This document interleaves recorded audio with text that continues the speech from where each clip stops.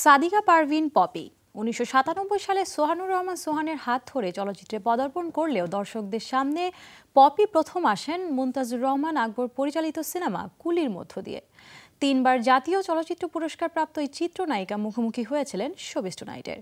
কথা বলেছেন ব্যক্তিগত জীবন ও চলচ্চিত্রে পথ চলা নিয়ে।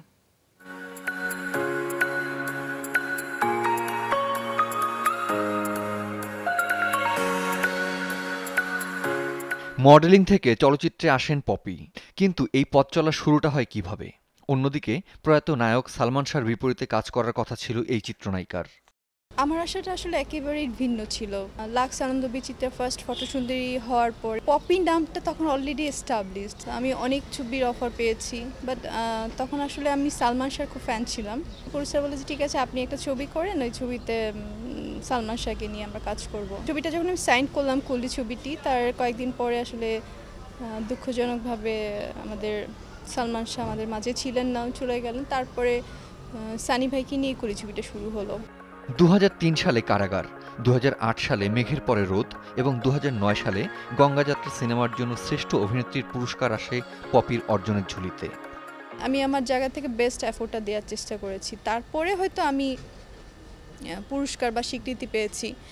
তো তাতে আমার কি হয়েছে, পুরস্কার পাওয়াতে হয়তো ভালো কাজের লোভটা আরও বেড়ে গেছে। সারা বিশ্বে যে নারী যে চরিত্রগুলো লিড করে সেই ধরনের ছবিতে কাজ করতে চাই।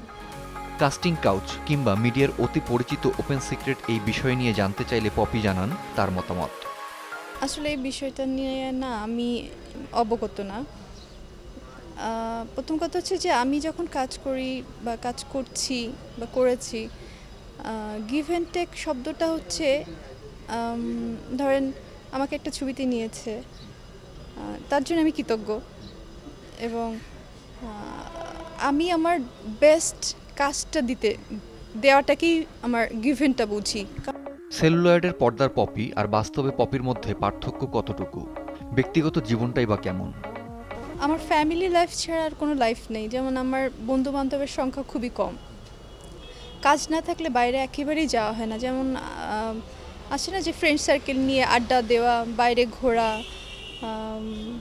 মানে আউটিংটা বেশি হয় কাজ না থাকলে। বাট আমি তার রিভার্স, আমি কাজ না থাকলে একদম টোটালি বাসায় থাকতে পছন্দ করি। তারপর গাছ লাগাতে খুব পছন্দ করি, মানে খুব সিম্পল একটা লাইফ।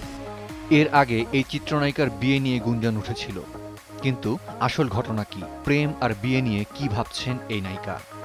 আমি আসলে যে প্রফেশনে আছি সেই প্রফেশনে অফার পাওয়াটা বা পছন্দ করা এটা স্বাভাবিক, বাট আমি না সহজে প্রেমে পড়ি না। টোটাল সময়টা প্রেম ভালোবাসা বলা যায় যে ফিল্মি এখনো পর্যন্ত।